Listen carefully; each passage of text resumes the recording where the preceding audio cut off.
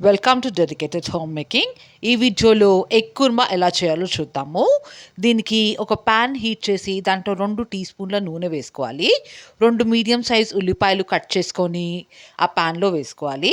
వేసుకొని golden brown అయ్యే వరకు మంచిగా వేయించుకోవాలండి.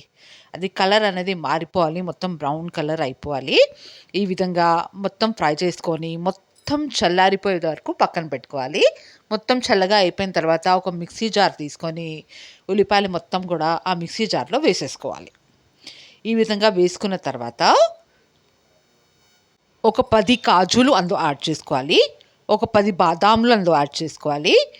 ఒక 5 పచ్చిమిరపకాయలు వేసుకోవాలి. ఇప్పుడు 1 ఇంచ్ అల్లం ముక్క అండి, చిన్న అల్లం ముక్క తరిగి నీట్గా వేసుకోవాలి. ఒక 10 ఎల్లుల్లిపాయ రెబ్బలు తొక్క తీసుకొని అందులో వేసుకోవాలి. ఇప్పుడు ఒక హాఫ్ కప్ పెరుగు యాడ్ చేసుకొని మొత్తం కూడా ఒక పేస్ట్ లాగా గ్రైండ్ చేసుకోవాలి. పక్కన పెట్టుకొని ఇప్పుడు గుడ్లకి కాట్లు పెట్టుకోవాలండి. ఈ విధంగా కత్తితోని కాట్లు పెట్టుకోవాలి. కాట్లు పెట్టుకోకపోతే మనం నూనెలో వేసి ఫ్రై చేసినప్పుడు అవి పేలిపోతాయి. అందుకని అన్ని గుడ్లు ఈ విధంగా కాట్లు పెట్టుకోవాలి. మళ్ళీ ఒక ప్యాన్లో ఒక 2 టీ స్పూన్ల నూనె వేసి కొంచెం ఒక పావు స్పూను కారము, పావు స్పూను పసుపు వేసి ఒక్కసారి కలపాలి. లో ఫ్లేమ్లోనే చేయాలండి ఇది. వేసి మనము కాట్లు పెట్టుకున్న గుడ్లు ఏవైతే ఉన్నాయో అవి మొత్తం గోల్డెన్ బ్రౌన్ అయ్యే వరకు మంచిగా వేయించుకోవాలి. వేయించుకొని ఒక ప్లేట్లో పక్కన పెట్టుకోవాలి. ఇప్పుడు అదే ప్యాన్లో ఒక 2 టేబుల్ స్పూన్ల వరకు నూనె వేసి లో ఫ్లేమ్లోనే పెట్టాలండి. పెట్టి 2 టీ స్పూన్ల కారం యాడ్ చేయాలి. హాఫ్ చెంచా పసుపు వేసుకోవాలి. ఆ తర్వాత 1 టీ స్పూన్ గరం మసాలా వేసుకోవాలి. 1 టీ స్పూన్ ధనియాల పొడి వేసుకోవాలి.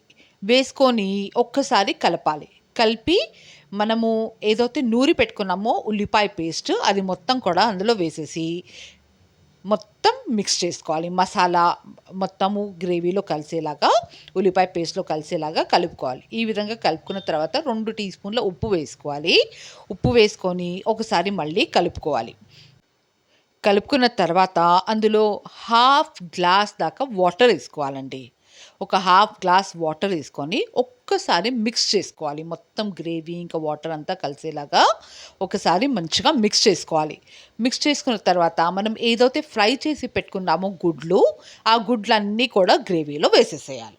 వేసి లో ఫ్లేమ్లో పెట్టి మూత పెట్టి ఒక్క నిమిషం కుక్ చేసుకోవాలి. 1 నిమిషం తర్వాత ఆయిల్ మొత్తం పైకి వచ్చేసిందండి. కర్రీ అన్నది రెడీ అయిపోయింది.